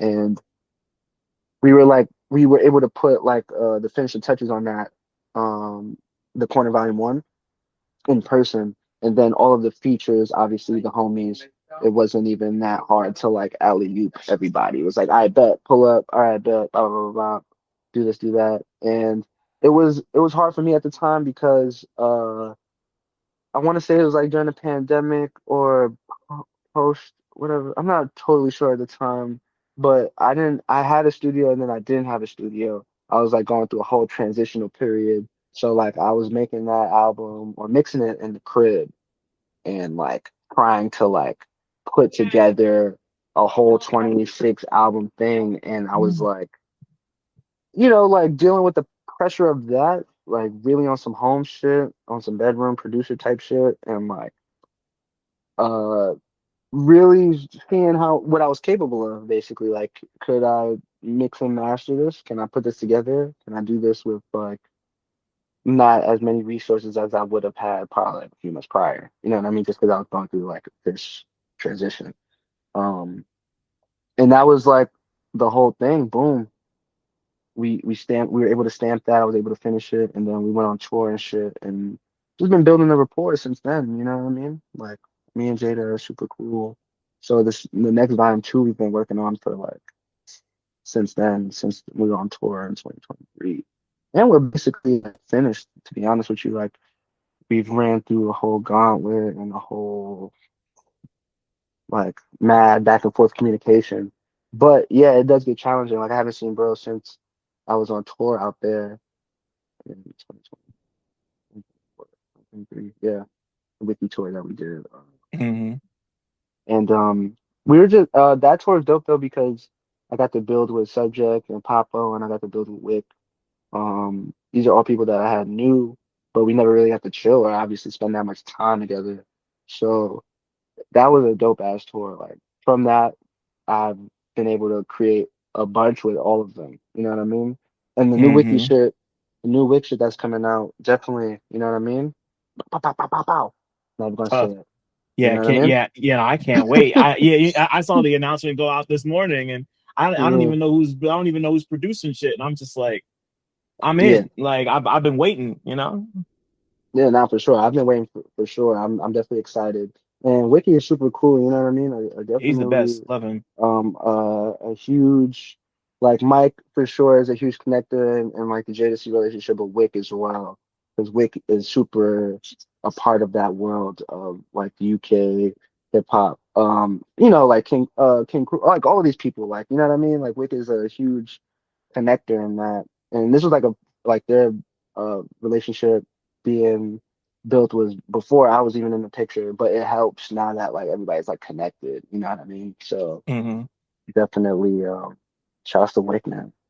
Yeah, Wick? yeah. No, Wick's the best.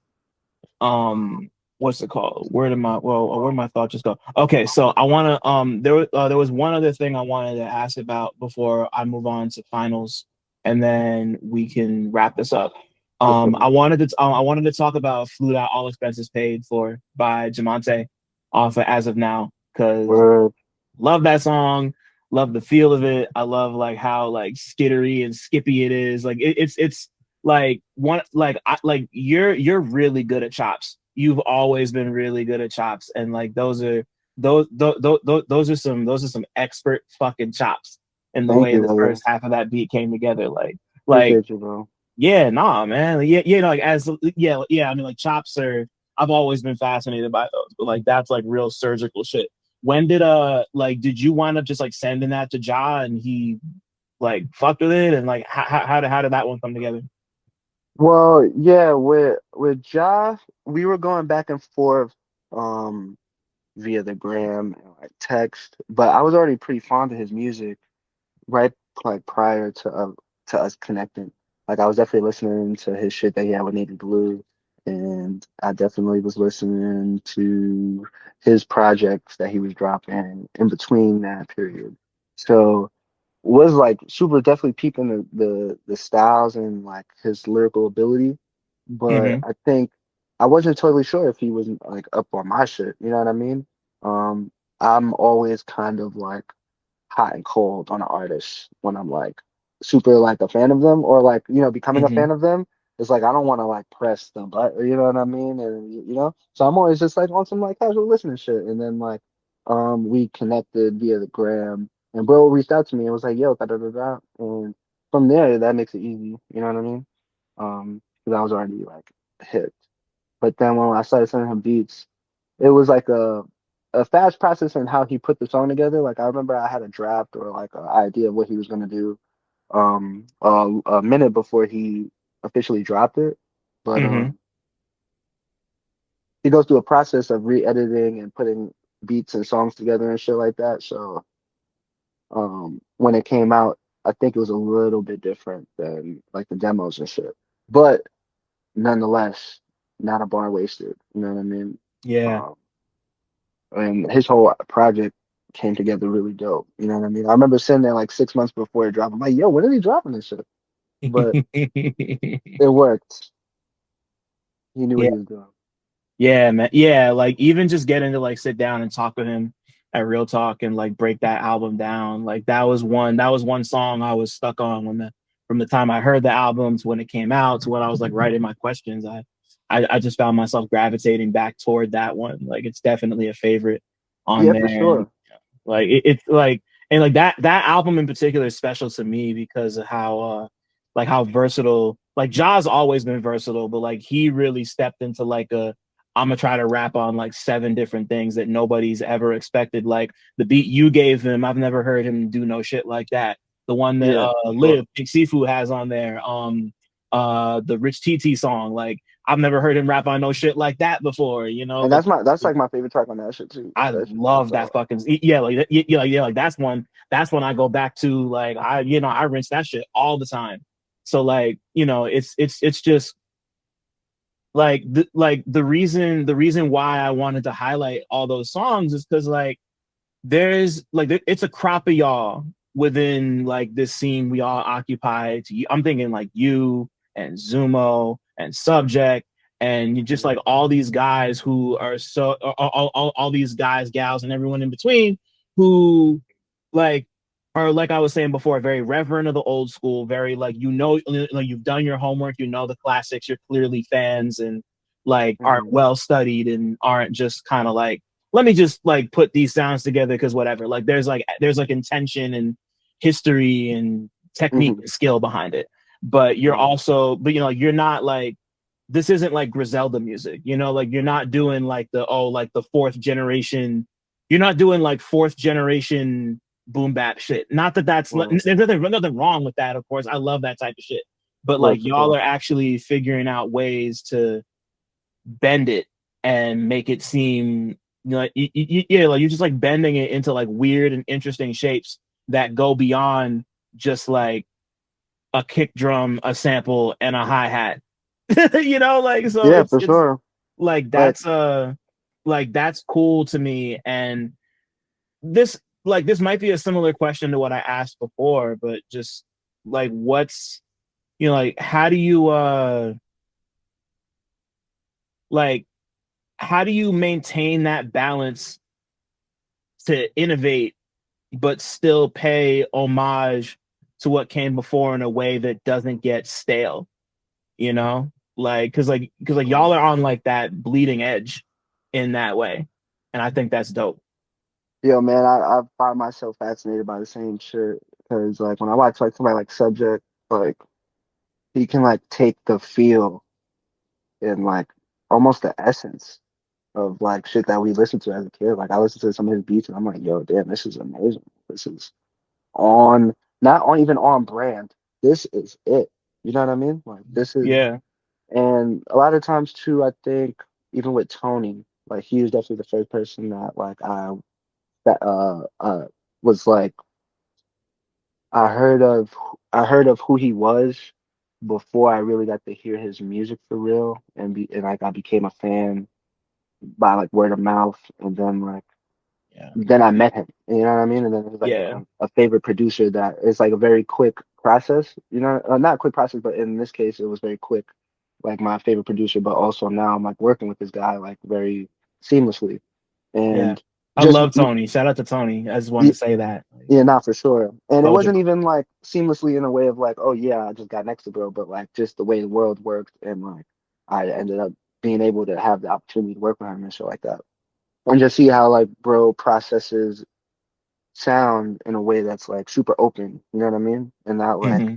per se connected to like this preemptive idea. You know what I mean? It's like every time bro approaches it, it's like a new thing. You know what I mean? Or like it's a brand new way to like even do the things you did before, but like just do it again in a different way. You know what I mean? Or like Yeah, incorporate different sonics and shit like that. And I think Tony was like the first person I really seen just utilize like different sounds in a way that was like effortless. Like not you're not thinking about this sound shouldn't be here. It fits. It works because bro is making it work. You know what I mean?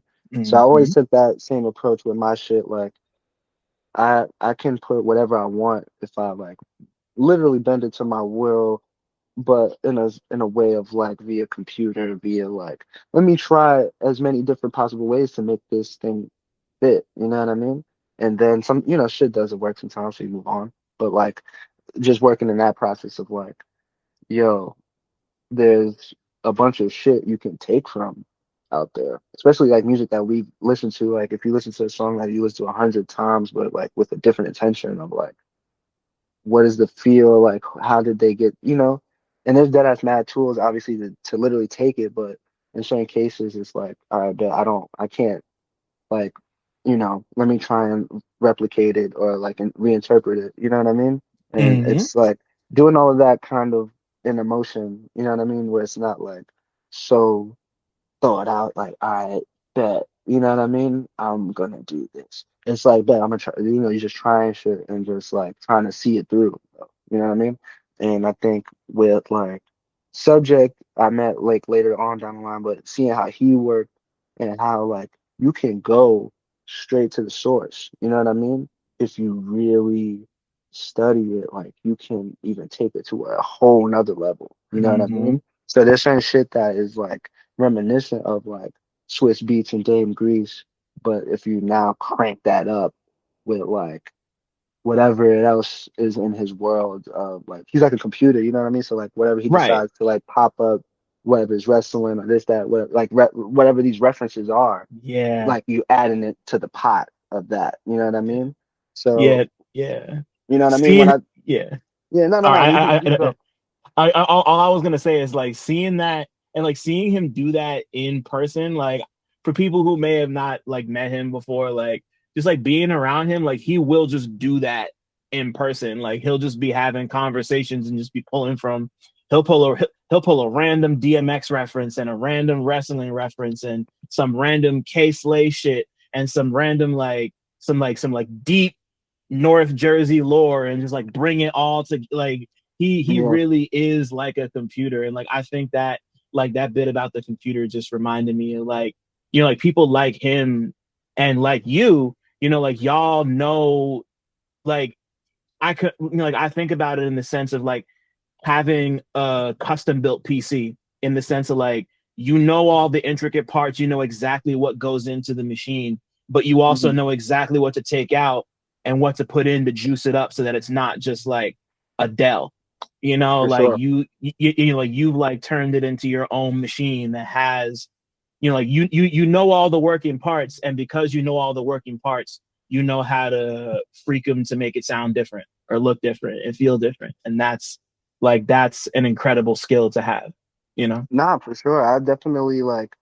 I definitely cherish that part of what we do and like being able to just even like on a listener's tip, like seeing in others is like what's inspiring. You know what I mean? That's what like drives the fuel more. It's like, damn, yo, like I fuck with this for real. Like when I'm listening to like Path on Southern shit, it's definitely like, Yeah. damn, this shit is fire.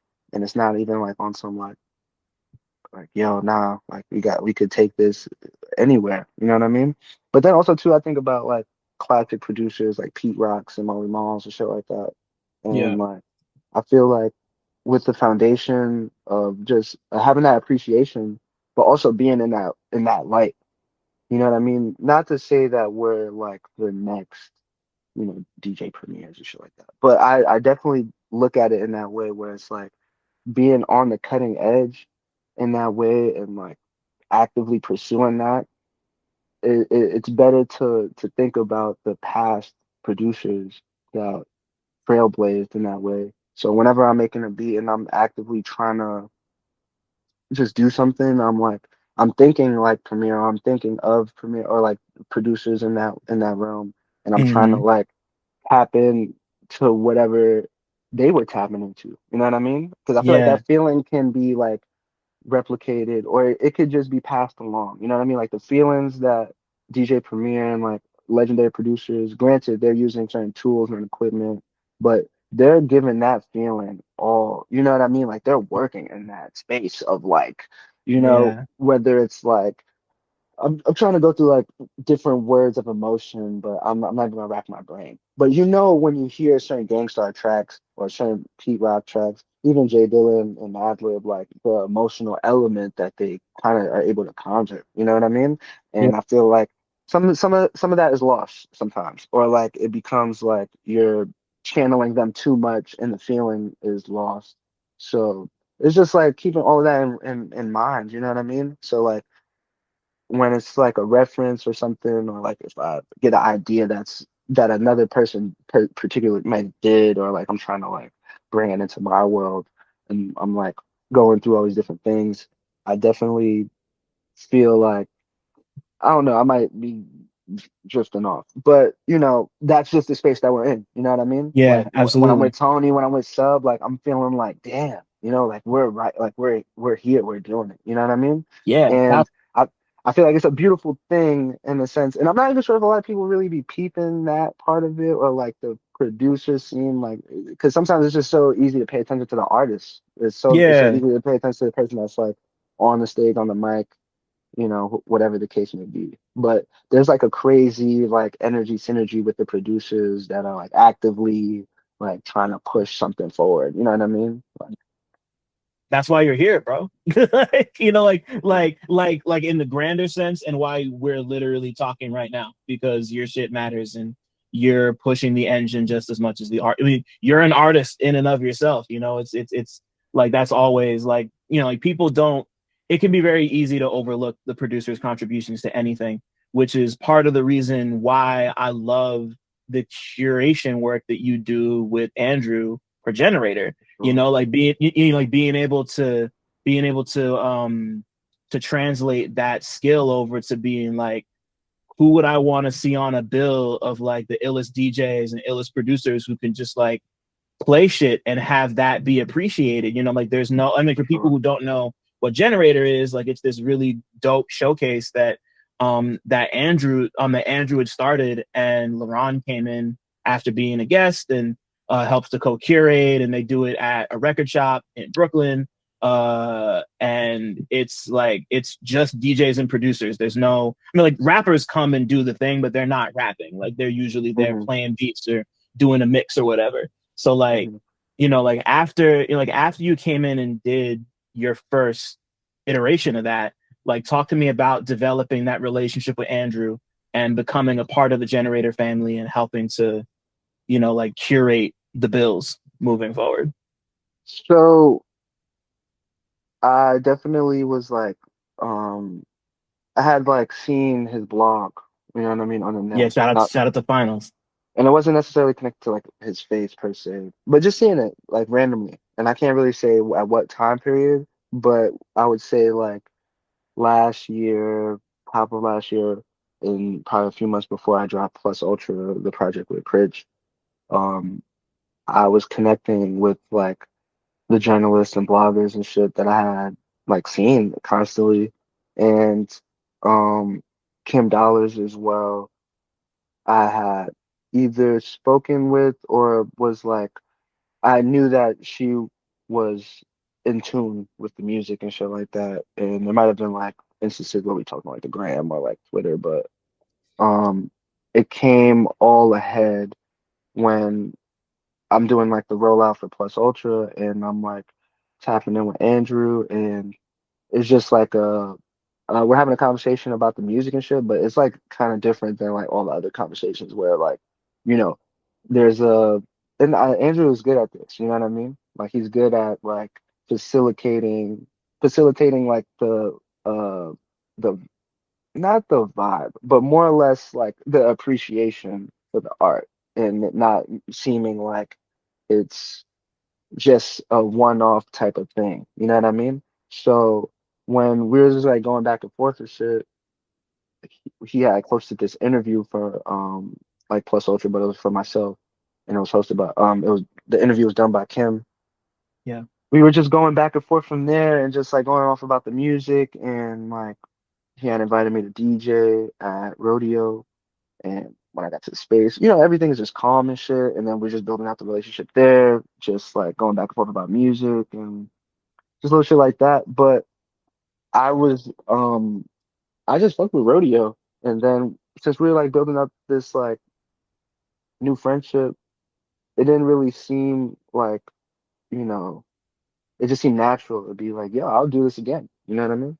It, Mm-hmm. it wasn't necessarily like a whole event. I mean, like he had a name for it. It was like let the music play, but it wasn't like this whole thing. You know what I mean? It was like calm. And when I got there, I was just like, you know what? Like I'll be down to spend like I don't live too far from rodeo either, so and bro is like we're like local, you know what I mean? So Yeah. it became like, yo, just started shooting out concepts. I can't even remember how like the whole generator thing, like we were just shooting names, you know what I mean? Like, yo, what should we name this tonight? Like, bang, generator, boom. And like the whole concept kind of just fell together, man, naturally and Yeah. everything as far as like, yo, I know this artist and yo, this is the art, like it should be like light pole, like blah blah blah blah blah. Like the all of the concepts and like the idea for generator just happened very swift. You know what I mean? And then I remember this was like around the time I was locked up with Tay. I was like, yo, bro, I've been doing like this I wasn't even really like saying like I hosted or per se particularly like curated like, you know, but I was just like, yo, I'm been doing this thing, like this DJ thing at this spot. You should come spin with us. You know what I mean? And like Tay is like one of the first guests that we had, technically. Yo, As that's I'm so sorry to cut you off. It's crazy you say that because when I started doing the movie nights I do, Tay was the first guest I had for that. You know, you know what I like mean? I just hit Navin on the humble and was like, would he want to do this? And they were like, yeah. You know, yeah, Yeah, it's like that's just a testament to how willing he is to jump in on a new idea. So yeah, like peace to Tay yeah. Hicks, The you know? open-mindedness, you know what I mean? And then like I know it might seem a way on the gram, like, you know, because it kind of is like that with like new people, but bro is super chill and like open-minded with like, you know, concepts and ideas and shit. So when I shouted out to him, it wasn't even like I knew he DJ'd. He never DJ'd. And he put together a fire set, you know what I mean?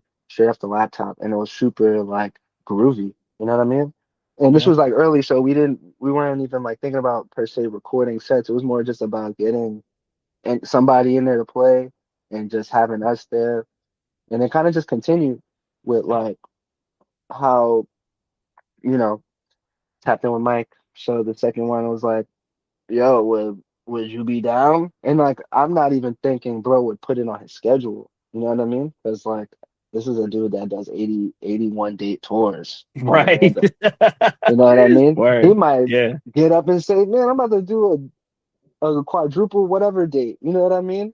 And he dead had it marked on the calendar and pulled up. And, you know, so it was little shit like that where these are like the homies, but these are definitely people that have shit going on. You know what I mean? Yeah. Like Hmm. this is a free event, you know what I mean?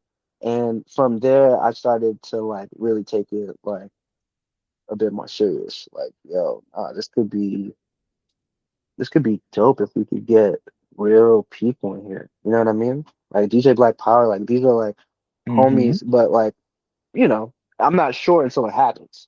And then Right. once it happens, it's like, oh shit, we could really do this. And then Andrew also is super tapped in. So it's not like I have to like find or scout. Like Of we course. are Yeah. going Yeah. back and forth on, and he's putting me on to people that like I have no direct connection to. You know what I Right. mean? Yeah. So, and that's like the beautiful part of it. Like, there's so many people that I know on the artist side that are multifaceted, but also might not even have the ability to go DJ a set. Like, nobody's ever asked them. You know what I mean? Hmm. So it's just like these, just going back and forth with it, where it's like, damn, it ends up being like a beautiful working type thing that's still brand new, but it's like it's been working really well just because of Yeah. how like we both have families and shit. So like we're not like trying to like use this as an outlet to like literally turn up. You know what I mean? Like we want to have a good time, obviously, but this is not like yeah, blah blah blah. You know, my way of getting like trashed or via like just to do anything. You know what I mean? It's Yeah. like It's the time and the place for all that shit. Yeah. Totally. yeah, you know Yeah. what I mean? And then like I'm also younger than Andrew, so it's dope to have this like generational build where it's Hmm. not like Yeah. harboring too much on either one of us. You know what I mean? Like I'm not looking for something from him and he's not looking for like anything from me. but we're like trying to put something together. Obviously, like we're definitely like Yeah. crazy about music. I'm like brand new to event hosting. Like people have been Yeah. telling me to like throw my own events for years, and I've been like, no, just because I've seen the experience of being the host. You know what I mean? Oh Even when you yeah. host your own birthday party, you know what I mean? Yeah. You can't even sit down. You got to make sure everybody good. You the birthday boy. Uh-huh. Yeah. You preaching So to the choir right now, son. I've been I've been there mad times where I'm like, you know, when you're like actively trying to do it, you do it. But like I'm not trying to do that on some random music tip. I always just felt like it was just too much. You know what I mean? Yeah. So that's the beautiful thing about like rodeo and shit. It's like the spot does it. You know what I mean? And everybody's so helpful. Like the staff there that was like working at CW especially was down. You know, they're all DJs. They're all young. They're like, you know, into music. So the idea spread way faster than I could imagine. You know what I mean? And then the amount of Hmm. people that would come through and like see a crazy ass set, but then also maybe go talk to an artist or like see somebody that they don't necessarily get to see or like blah blah blah blah blah. You know, it being all local to Brooklyn. It's like this an alignment of all of these things that I couldn't have really like asked for or plotted for in a way. You know what I mean? Like it's like, Hmm. damn, I bet all of these things work. You know what I mean? So Yeah. right now we have like a bunch of lineups, not a bunch of lineups, but we have like mad like ideas, you know what I mean, coming up for Mhm. the summer and like hopefully the end of this year, everything goes well. But also Cool. like trying to conceptualize it into like this generator, like it's an actual thing. You know what I mean? It's not like, Yeah.